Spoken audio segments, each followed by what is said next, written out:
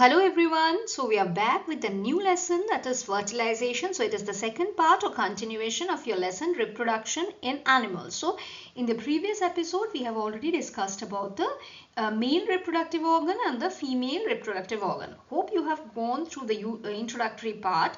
So if you have not yet gone through that part, I'll be putting that link in the I link above as well as in the description box down. So go through it and then go through this lesson. And please don't skip in the middle of the lesson, because I'll be teaching you many important concepts in the middle of this lesson. So stay tuned throughout the lesson. So let's begin with today's episode of fertilization.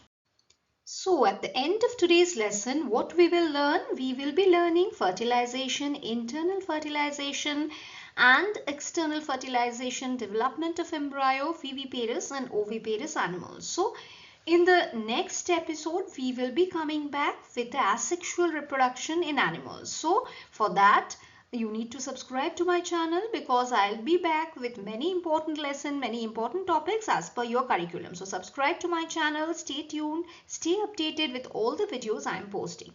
So now let's get started with the topic of today, fertilization.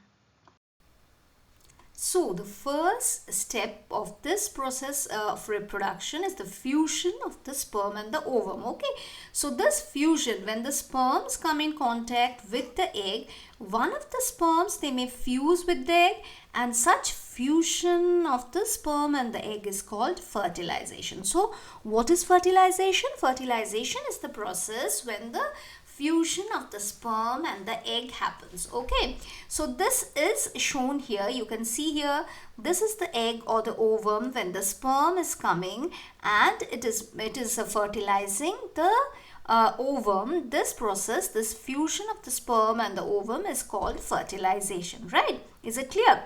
Now during the process of fertilization, the nuclei of the sperm and the egg, they fuse to form a single nucleus, and this results in the formation of a zygote. That also we can see here in this diagram, because this is the nucleus of the sperm and suppose this is the nucleus of the ovum.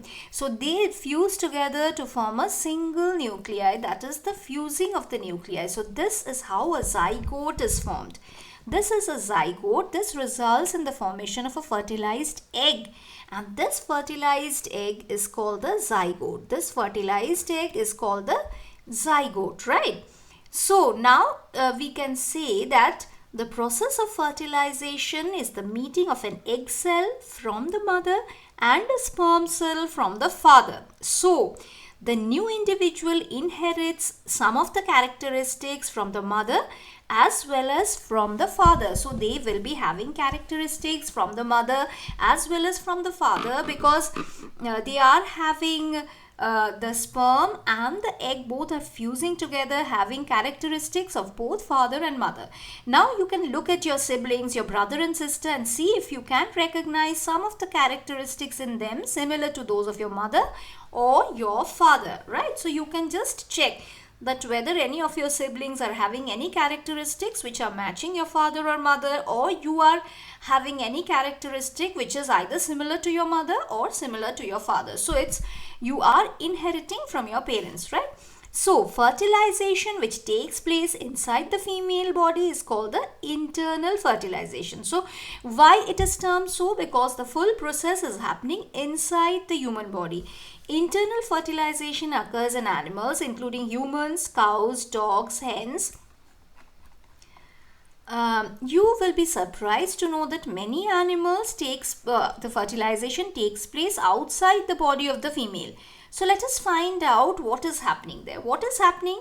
Now there, during spring or rainy season, frogs and toads, you can see they are moving to ponds or slow flowing streams. So what is happening there? When the male and the female, they come together in water during the spring or rainy season, the female lays hundreds of eggs there. So unlike the hen's eggs, frog's egg is not covered by a shell. Hen's egg is always covered by a shell. But the frog's egg, it is comparatively delicate. It is a layer of jelly-like substance which holds the eggs together and provides protection to the eggs, right? It is providing protection to the eggs. And as the eggs are laid, the male goes near that and it deposits the sperms over them. So each sperm swims randomly in water. So the sperm is swimming in water itself and it is trying to unite. So it is swimming how? With the help of its long tail. The sperms come in contact with the eggs and this results in the fertilization. So fertilization, we know the fusion of the male and the female ovum and the sperm is called the fertilization. So this type of fusion of the male and the female gamete takes place outside the body. So as the name suggests, is it external fertilization. It is very common in aquatic animals such as starfish, fish, etc. So why do frogs, fish, they lay eggs in hundreds whereas the hen lay only one egg at a time? So what is happening? Let us find out. Now, though these animals lay hundreds of eggs, release millions of sperm, all the eggs, they do not get fertilized. So they are not developing into new individuals. So many eggs, they get exposed to water movement, wind, rainfall, and they are destroyed. And there are other animals in the ponds as well. They may feed on these eggs. So thus the production of large number of eggs and sperms is necessary to ensure fertilization of at least a few of them. So to make at least a few of the frogs, toads, fishes to survive, many eggs are produced because if most of them gets washed away by water, wind, rainfall, or even if some are eating them also, at least few will be fertilized, right? Is it clear? Now we will read the development of the embryo. So first let us discuss, before the development of the embryo, we will discuss about the test tube babies, okay? So have you heard of this term, test tube babies? Okay, we have just now studied about the internal and external type of fertilization, right? So Bujo and Paheli's teacher once told them in class that in some women oviducts are blocked. So if the oviducts are blocked, then fertilization cannot happen within the female body. So what will happen there? These women are unable to bear babies because the sperms cannot reach the egg. Okay, so the sperms cannot reach the egg, and for that reason fertilization is not happening inside their body. In such cases, doctors collect the freshly released egg and sperms and keep them together for a few hours. Okay, for IVF or in vitro fertilization. So this is fertilization outside the body. And in case the fertilization occurs, the zygote is allowed to develop about a week and then it is placed inside the mother's uterus. So it is a process where the female ova or the egg and the male sperm, they are fertilized outside the female body, and the zygote is formed, and the zygote is again allowed to develop into the stage of implantation, and then it is implanted into the mother's uterus. So this is actually a very complex process. In class 12 you will be studying that in details, and it is actually for you, it is very difficult to understand as well. So just this is in vitro fertilization and this is a process which is happening outside the body. So complete development of the baby takes place inside the uterus and the baby is born like any other babies. Now these babies are born through the technique like test tube babies also. So this term is actually misleading because babies cannot grow in test tube. So as the zygote is formed outside the body, so they are called test tube babies. Okay, now we will move on to the development of the embryo. So what is happening here? Fertilization has happened already, we all know, internal fertilization in humans. So fertilization results in the formation of zygotes which begins to develop in an embryo. Okay, so the zygote divides repeatedly, giving rise to a ball of cells. So zygote is completely dividing itself and the cells begin to form groups and develop into different tissues and organs of the fetal body. Okay, this developing structure is called the embryo, and the embryo gets embedded into the wall of the uterus for further development, right? Is it clear? So the zygote is developing constantly, giving rise to a ball of cells, and these cells are again divided into organs and they are giving rise to the embryo. Embryo is getting embedded inside the wall of the uterus. Now Just let us see here. Now this ovum is here, the zygote is formed here. Okay, ovulation happened here, then the zygote is formed here, then zygote keeps on dividing into number of cells. Okay, now these are the trophoblast cells. So in 12th standard you will be studying this in full details. For this you just know they divide, and this part they get implanted in the uterus. So this is the lining of the uterus. They are embedding the embryo in this lining, right? The embryo continues to develop in the uterus, and it gradually develops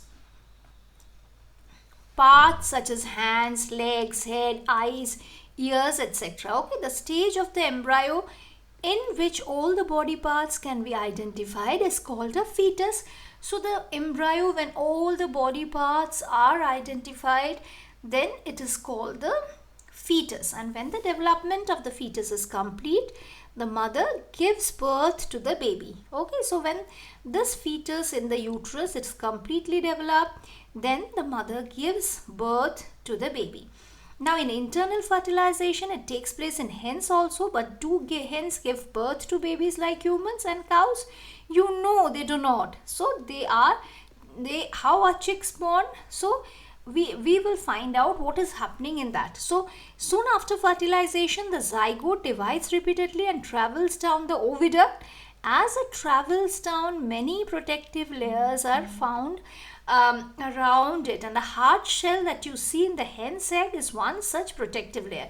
So in humans also many protective layers are formed. Those layers you will study in higher classes. They are ectoderm, mesoderm and endoderm, which are giving rise to different tissues and organs of the body. So like that only, one layer in the hen's body is the hard shell.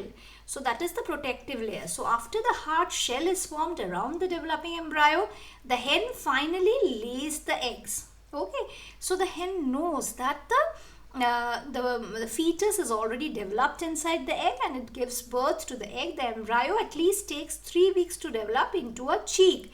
So the embryo grows into a cheek after 3 weeks of the hen when it is laying down the egg. After that 3 weeks are required. So you must have seen the hen sitting on eggs to provide sufficient warmth.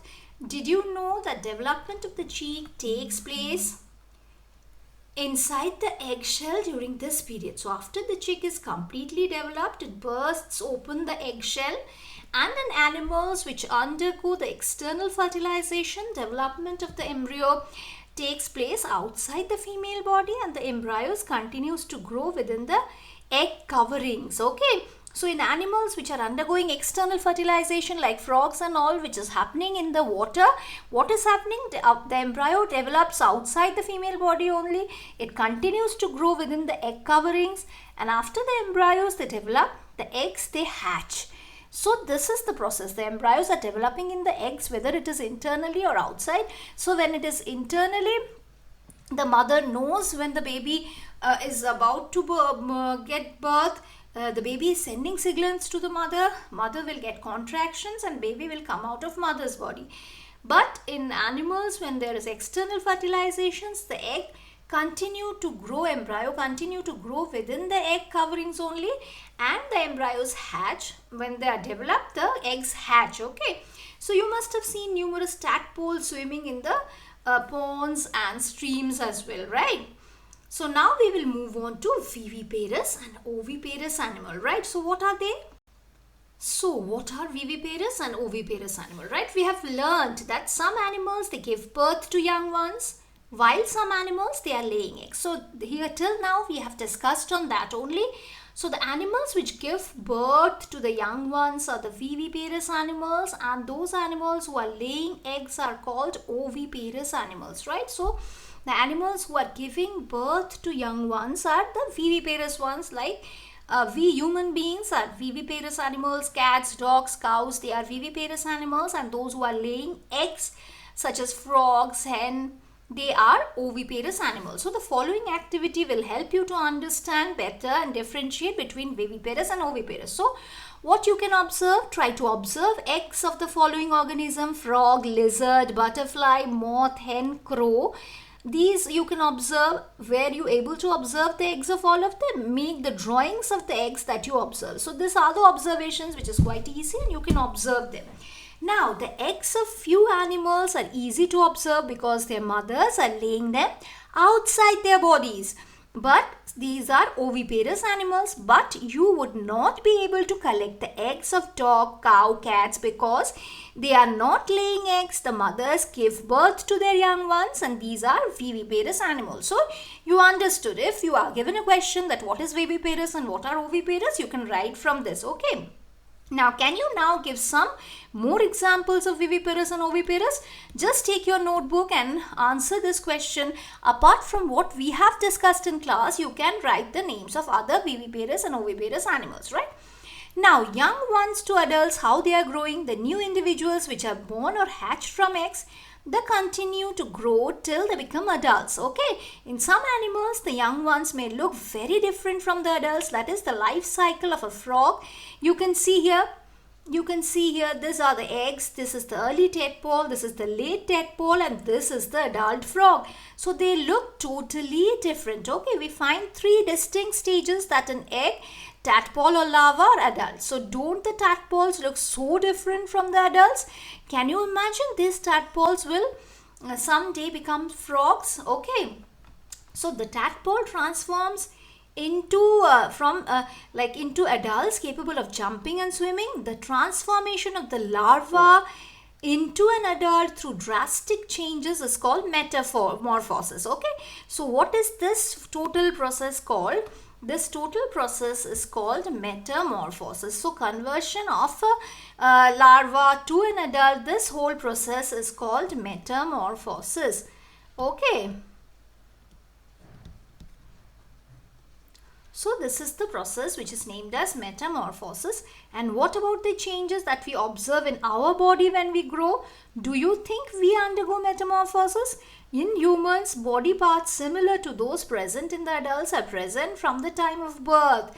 So what are the organs in us humans or any other animals? They are present from the time of birth itself, just they grow in shape and size. So there is a variation, might be in shape and size, but they are there from the time of birth. So this is all for today's episode. We have learned about fertilization, about the development of embryo, about test tube babies, or we can say in vitro fertilization. We have learned about metamorphosis. We have learned about viviparous and oviparous animals. So we have learned so many things in today's episode. So in the next day, we will be studying about the asexual reproduction in animals. So for that you need to subscribe to my channel. Stay tuned with all the episodes so that whenever I am teaching the next lesson, you will be getting the pop-up of updates. So stay tuned, stay updated, and please go through this lesson before I move on to the next lesson. So very soon you'll be getting the update of next lesson. So go through this one and share and subscribe to my channel. Thank you.